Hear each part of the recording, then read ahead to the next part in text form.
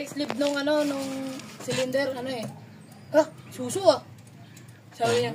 Isukat nun ang importante. Yun nga, sabi ko sukat naman daw yata yan boss nung sinabi mo natagalan nga humuha niyan sige. Sabi niya na to. Okay, ulit. Start. Ayan yan lang, ayan na. Pag akit ng langit siya, wala na yan. Ayan, umukay na, wala nang palya. Ha? Nawala ng palya. What's your engine? Ha? Ay, support lang yan. Tsaka ano yan nakapatong.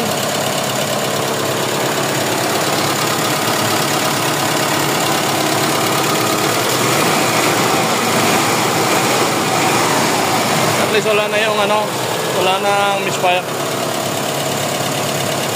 Painitin yung bukas na lang kasi may tulo rito. Bukas ulit magtatanggal kami ng exhaust pipe niyan, manifold. Dahil doon sa tapat ng manifold niyan may tumutulong tubig, kulan. Galing sa mga bypass hose pipe niya. Ayan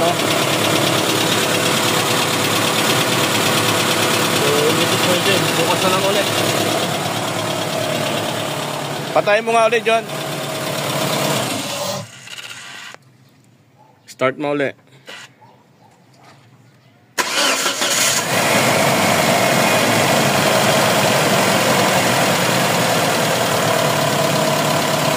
Pagnitin mo lang saglit.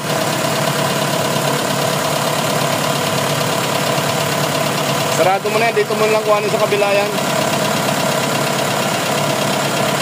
Bukas na lang tayo ulit magpa-final nito sa kailangan pang yun. So ayan, painitin lang muna namin.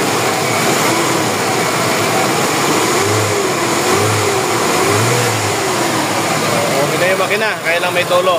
Bukas tayo ulit magtatapos nito. Kailangan namin matanggal yung exhaust niyan kasi nasa ilalim ng exhaust yung mga bypass pipe niya. Doon nagkatulo. Baka may nagalaw yung pag nung exhaust niya kaya nagkaroon ng tulo.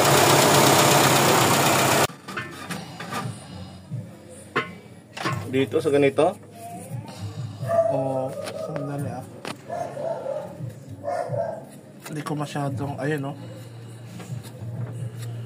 Oo, dyan nga tumulo pa. Saan? Sa may head. Dito? Oo, yan. Yung hinahawakan nyo na yan. Okay na. Ayop. Ibig sabihin yung head gasket na yun may mali? Parang.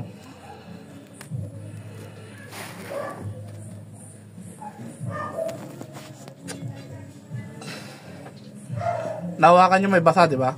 Oo. Doon namamasa Ikon yan? Ay Oo, silak. May silak yan.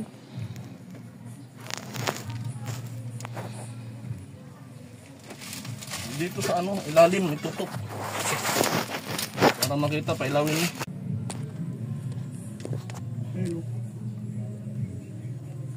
Yan. Ano ba nangyari dito sa gasket na to? Butang ng gasket na to, hayop. Biro mo ginagawa nito, ang laking trabaho nito.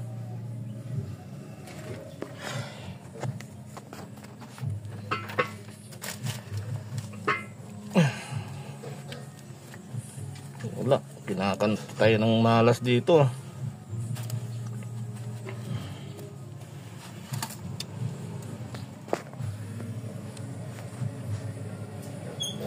Biro mo yan.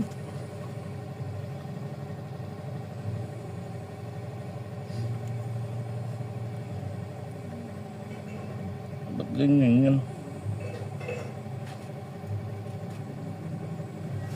Hindi ko malaman yung gasket na yun. Parehas naman yung hugis lahat ng gasket na yun Ano i-retight natin yan? Paano i-retight mo to? Ha? Tingnan natin kung makuha sa retight.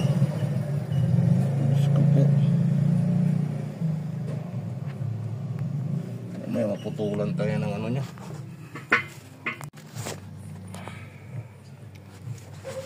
Saan ba ba na yan?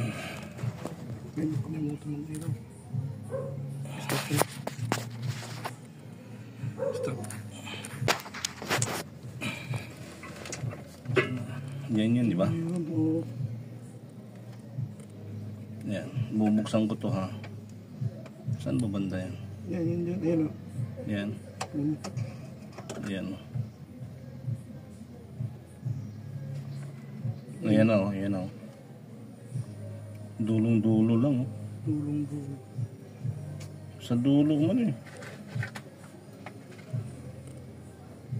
Ayan o. Itong inang yan. Ayop. Okay na sana kung tubo. Teka, tingnan natin. Ano yan? Overrate abutin ito. Pag hindi. So, ito na yung gasket na nakakabit dito. Saan mo nakita, Junjun? Saan mo nakita? Diba ito yung side na to? Oh, yan, diba? Ayan. Iporma mo nga. Ayan, huwag mo ipadikit. Porma lang. Yan. Yung side na yan. Tapos dito natin nakita, sumisingit. Diyan. Ang problema ito, walang butas to, diba? Sarado. Sarado. Kung sarado yan, paano yun? Makaano yung tubig? Paano makapasok yung tubig dyan? Paano makasingit yan? Maaaring dito sa block galing. Ayan, kasi may butas yan.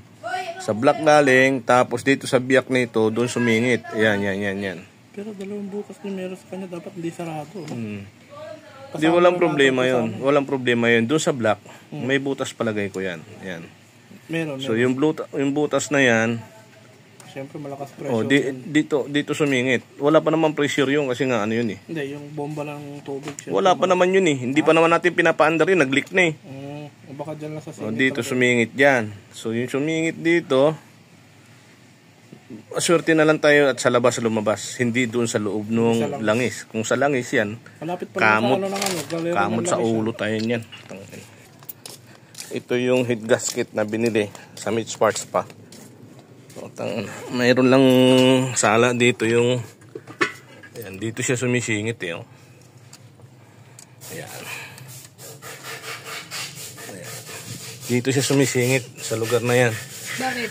Sumisingit yung yung tubig. Bakit kasi? May problema nga, ayan oh, ayan sa block, tubig yan.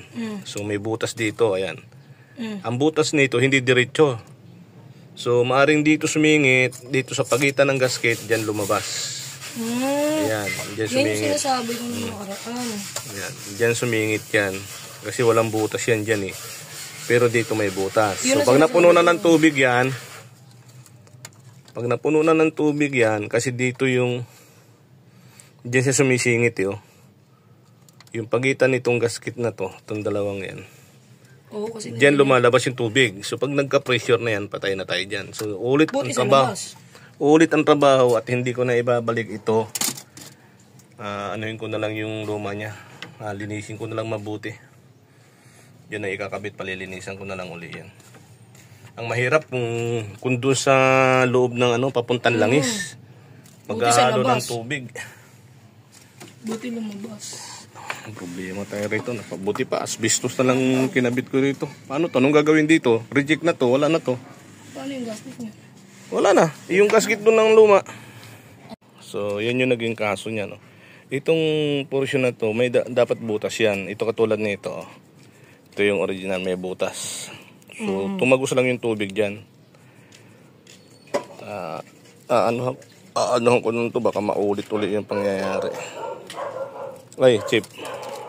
Yan yung may butas. Ito yung original niya. At yan yung nabilin local. Ayaw ko local, original daw. Original to, original. Original pero hindi talaga pang 4D 4G64 to. Ayun, walang butas oh.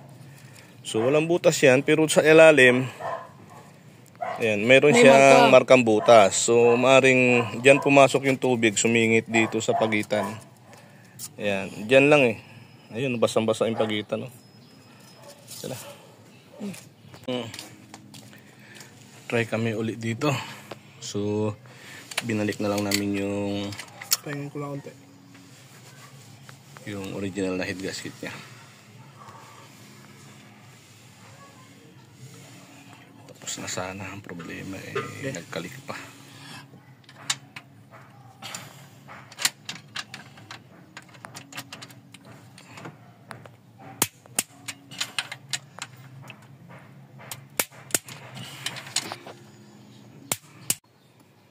So ito na, pa-under na namin to. So you can try again kung wala na yung tulod do sa head. Sige, try mo, start.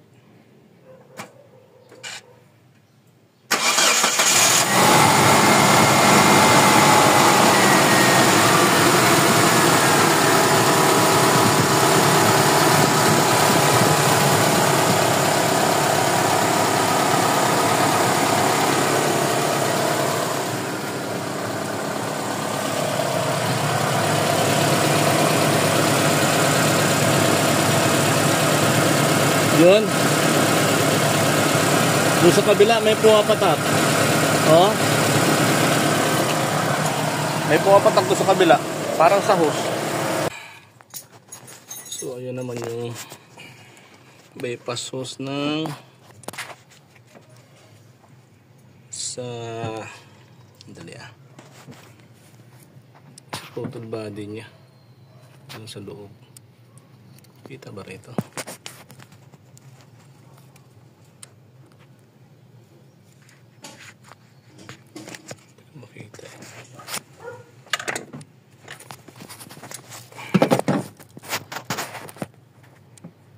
Ilawan mo anong ilaw na yun. Kita ba?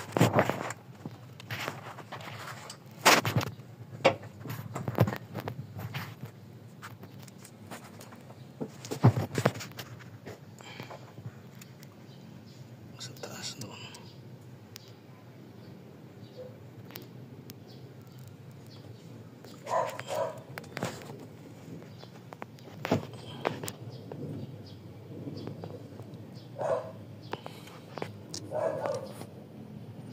Hindi siya makikita nga ito.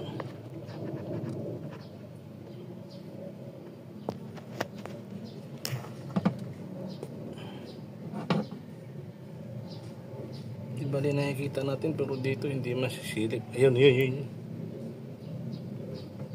Yun, pumapatak. Yun ang problema, yung hose. Parang magpapalit. Saan ba hanggang saan ba yung hose na yan? Hanggang likod, papalitan natin buo. Tatanggalin muna natin itong ano, yung air pipe na yan sa intake. Yun yung bypass na saan ba yun? Tinan mo. Kasi yan. Kasi nga yan yung nakita kong ano nagkakalawang dati. Okay, start ulit.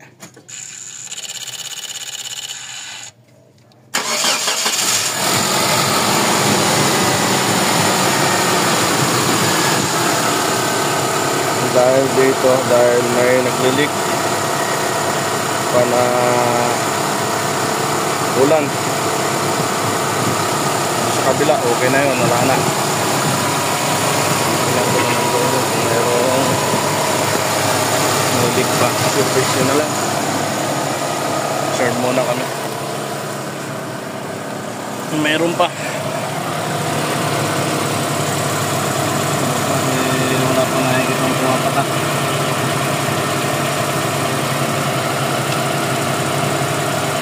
Solve na lang muna.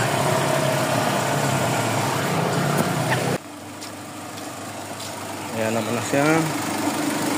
Ma-under na.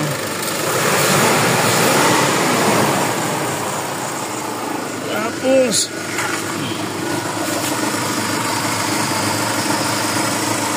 tumutulo na dyan. Patak dyan. Lilipat na muna namin sa kabila. Ulat.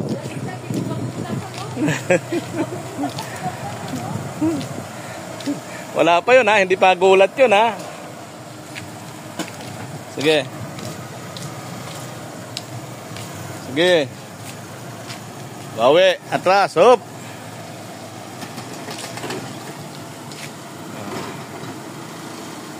Lilipat na namin siya at doon obserbaran yan. Oop!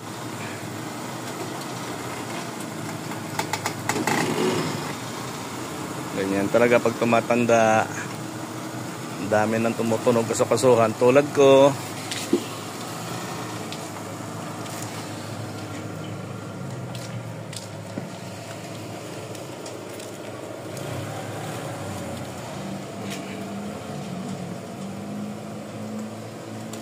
Lipat muna namin siya dyan at dyan namin siya obserbahan kung may mga tulo pa ng tubig dyan.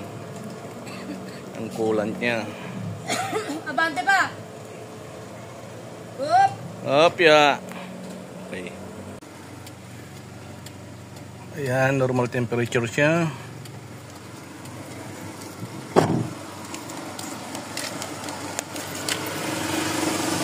At wala nang tumutunog dyan. Good na.